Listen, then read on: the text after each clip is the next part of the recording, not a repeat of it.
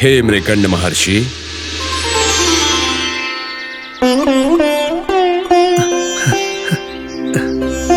तुम्हारी भक्ति से मैं प्रसन्न हूं।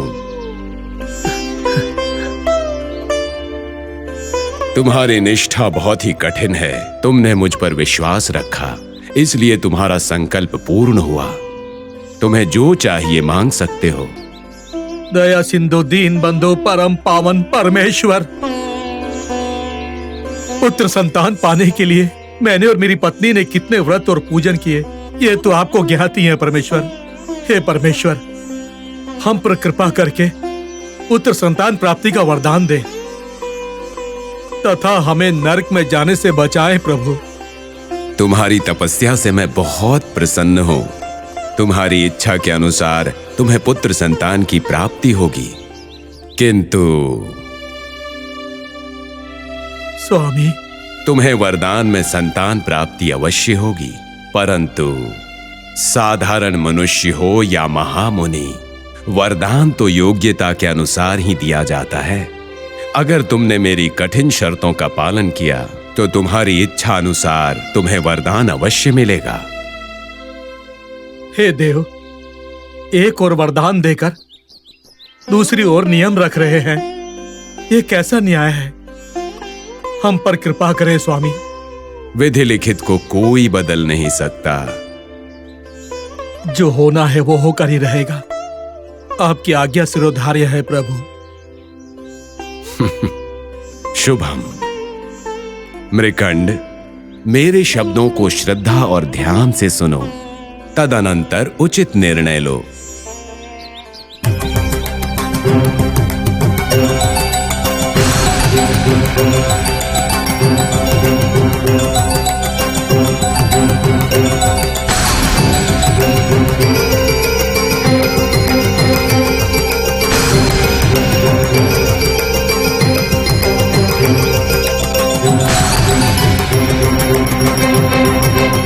परमेश्वर, मेरी इच्छा के अनुसार आपका दर्शन तथा आपका अनुग्रह पाना मेरा भाग्य है। इसलिए आपके जो भी नियम हैं प्रभु, उनको मैं स्वीकार करता हूं प्रभु। आपकी आज्ञा के अनुसार सती समेत मैं अर्चना करूंगा। आशीर्वाद दीजिए प्रभु। मनोवांछित फल सिद्धिरस्तु।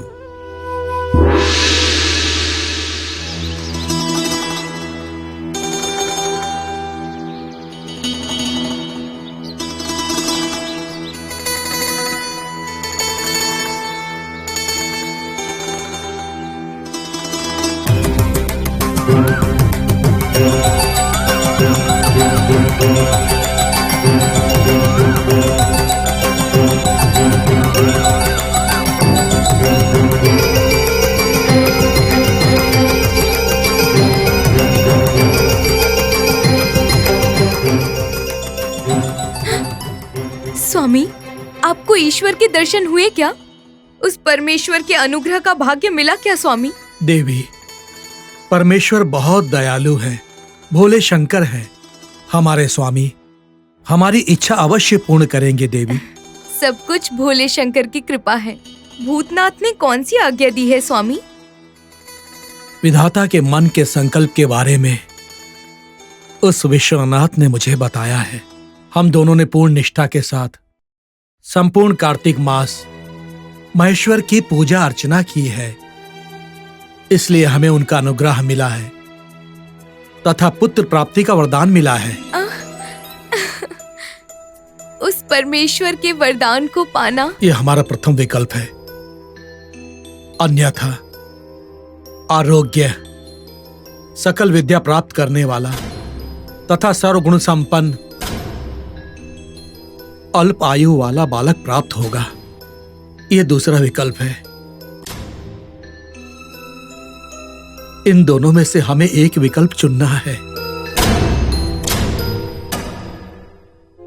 पुत्र को पाने के कारणवश आनंदित हूँ या नियमों का पालन करने के लिए दुखी हूँ, मुझे कुछ समझ में नहीं आ रहा है स्वामी। चिंतित ना हो देवी, बिना संतान जीने वाले हमें संतान प्राप्ति का वरदान दिया है महेश्वर ने। उस परमेश्वर के इस प्रसाद को हमें प्रसन्नता से स्वीकार करना चाहिए। सब कुछ उस ईश्वर की इच्छा है। मैं ये वरदान मांगूंगा कि सर्व लक्षणों से संपन्न पुत्र हमें प्राप्त हो। सकल विद्या को प्राप्त करने वाला हमारा पुत्र भले ही कुछ वर्ष जीवित रह पाएगा, किंतु वो अपनी प्रतिभा और विद्या से इतिहास में अपना नाम बनाएगा। स्वामी, अगर हमारा पुत्र अल्पायु है तो वो कितने वर्ष तक जीवित रहेगा?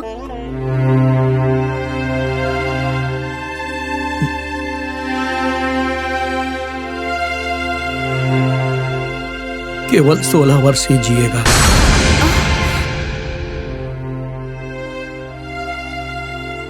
स्वामी, वरदान के रूप में मिलने वाला पुत्र अगर 16 वर्ष भी जीवित रहे तो मेरा हृदय तृप्त होगा। सब ईश्वर की इच्छा है। तथास्तु। ईश्वर, हमारी इच्छा पूर्ण कीजिए।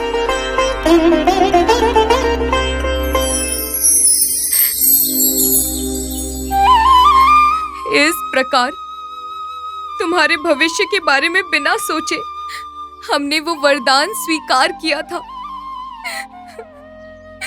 परंतु हमने नहीं सोचा था कि वो वरदान हमारे जीवन में श्राप बनकर हमारे हृदय को दुख पहुंचाएगा। हमने ये नहीं सोचा था कि हमारा जीवन नरक बन जाएगा। ये तुम्हारा जीवन है। तुम्हें 100 वर्ष जीना है। एक माँ से उनके पुत्र को दूर करने की शक्ति यमराज में भी नहीं है।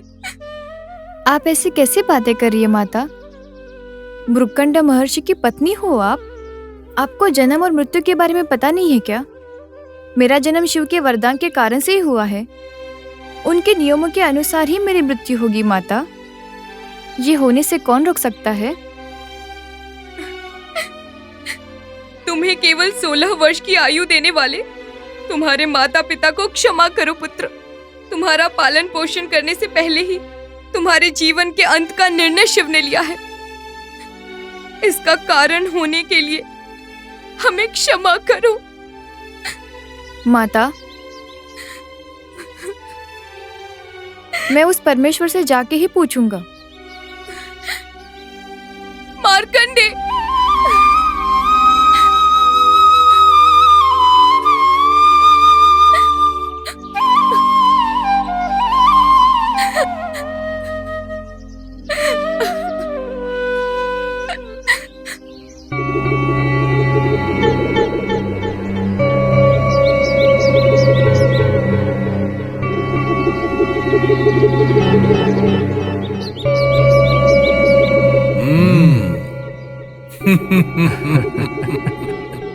नारद, एक मानव के लिए उसकी मृत्यु का निर्णय हो गया तो समस्त देवता के पास भी उसे रोकने की शक्ति नहीं है। पर उसने कहा एक रास्ता है। किसने? मार्कंडेय ने। उसने कहा था उसे जन्म देने वाला ही उसे बचाएगा। नारद महर्षि, कदाचित मानवों के साथ घूमने फिरने से उनका अल्प ज्ञान आपको आ गया है। उनकी जो आकांक्षा है, आस्था है और असाध्य इच्छाएं हैं, वो आपको भी आ रही हैं। घूमने फिरने से? अगर उनके बीच रहने का प्रभाव पड़ना ही है तो मानवों तक ही सीमित क्यों? आपके साथ भी तो वार्तालाप हो रहा है, उसका परिणाम क्या होगा?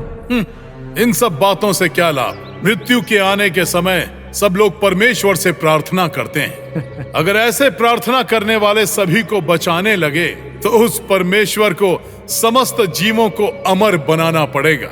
सृष्टि के नियमों को और सृष्टि के क्रम को अपने चरणों के नीचे दबाकर उस परमेश्वर को सब रोक देना पड़ेगा। नहीं, यह संभव नहीं है। जाने अनजाने में धर्म और अधर्म का पालन न करके आप जैसे मर्म योगी के भड़काने पर बेचारे मानव ऐसी इच्छा रखकर प्रार्थना करते रहते हैं।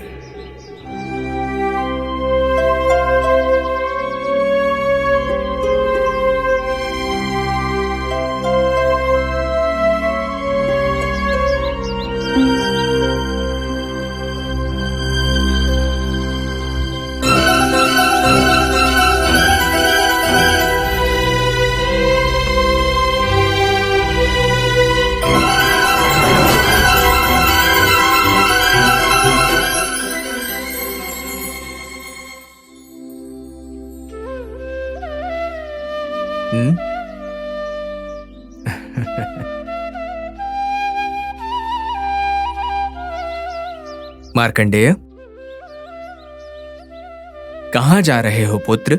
उस भगवान के पास। अर्थात? मुझे जन्म देने वाले उस परमेश्वर से मुझे ये पूछना है कि उन्होंने मुझे जन्म क्यों दिया। तुम्हारे पूछने से वो उत्तर दे देंगे क्या? मेरे प्रश्न का उत्तर देने के लिए पूछने में क्या जाता है, एक बार पूछ के देखता हूँ। क्या तुम जानते हो कि शिव कहाँ है? उन्हें कहाँ ढूंढोगे? इतने दुखी क्यों हो पुत्र? मेरी मृत्यु होने वाली है ना। केवल तुम ही नहीं, हर किसी को कभी न कभी मरना ही है। सबके जीवन में मृत्यु एक रहस्य की तरह अचानक से आता है। उनको नहीं पता उनकी मृत्यु कब होगी, इसलिए तो तब तक आनंदी रहते हैं। परंतु मुझे पहले ही पता है कि मेरी मृत्यु कब होगी। तुम्हें इसके बारे में किसने बताया? मेरे पिताश्री को स्वयं ईश्वर ने बताया है। मुझे ही ऐसी मृत्यु क्यों आई है? मैंने ऐसे क्या पाप किया है? अगर मुझे पहले ही पता होता तो ये मृत्यु नहीं, ये जन्म लेने से भी मना कर देता। तुम्हारा जन्म तुम्हारे हाथों में नहीं है और ना ही तुम्हारी मृत्यु। जब चाहे आने के लिए और जब चाहे आने से इनकार करने के लिए। जीवन और मृत्यु तुम जैसे बच्चों के द्वारा खेला गया कोई खेल नहीं है पुत्र। खेल जिसका भी हो, अहित तो मेरे हृदय को ही हो रहा है ना। ओहो, तो तुम्हें अपने मृत्यु का भय लग रहा है? अपने मृत्यु के भय से भगवान को ढूंढ रहे हो क्या? मेरा ये दुख स्वयं के लिए नहीं है, मेरे माता पिता के लिए है। सदैव मेरी माता ने मुझे हाथों से खिलाया है।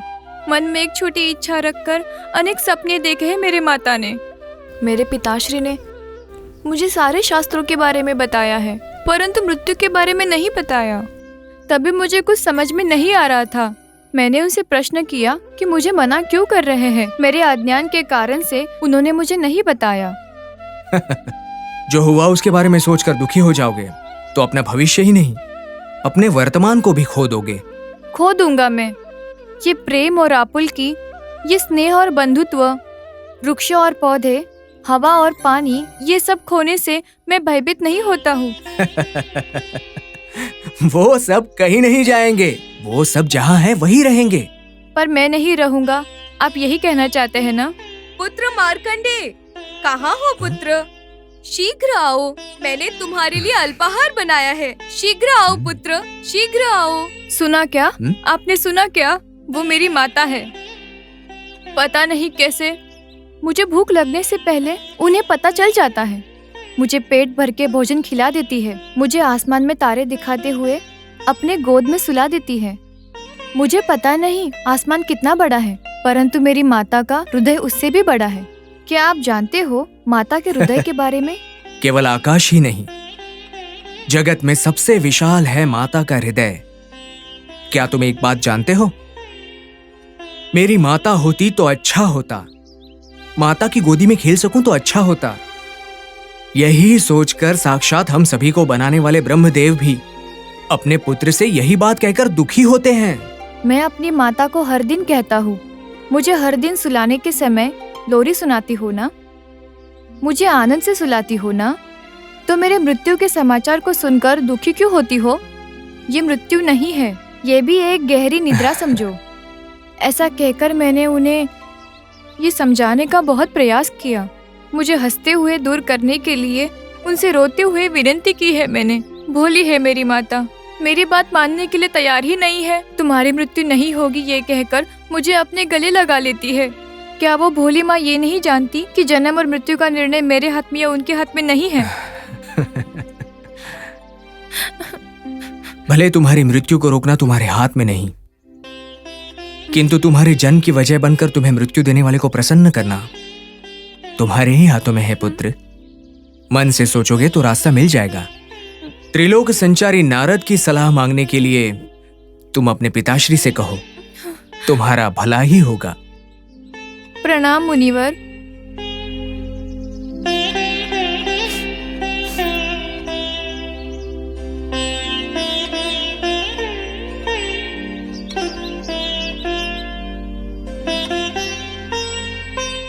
नारायण नारायण।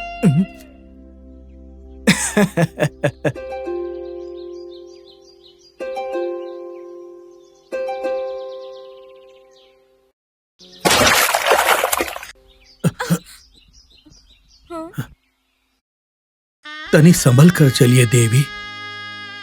क्षमा कीजिए स्वामी।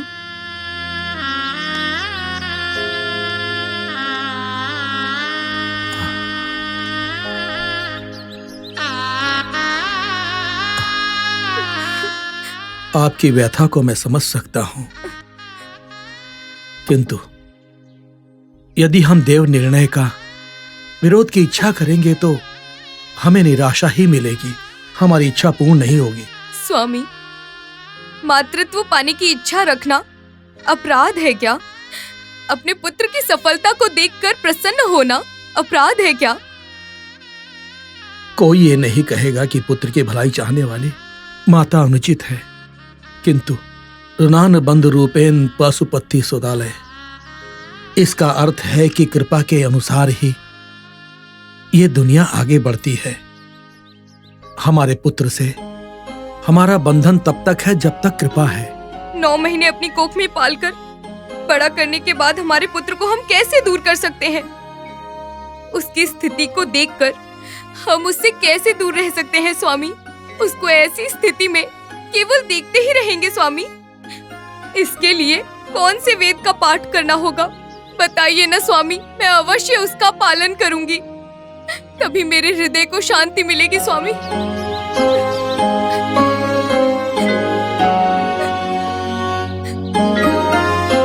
आप नहीं समझ सकते स्वामी, नहीं समझ सकते। महापंडित, वेद स्वरूप महर्षि, परंतु समस्त लोगों का पालन करने वाले त्रिमूर्ति एक माँ के हृदय को होने वाली यातना नहीं समझ सकते। कदापि नहीं समझ सकते कि एक माँ को कितना भारी कष्ट होगा और कितने जन्मों तक रहेगा जब उनके नेत्रों के समक्ष उनके पुत्र की मृत्यु हो जाएगी। क्या आप श्रेष्ठ धर्म पर प्रश्न उठा रही हैं? नहीं स्वामी, अपने पुत्र का भला चाहती हूँ। मेरे पुत्र के जीवन की रक्षा के लिए उस भगवान से प्रार्थना कर रही हूँ।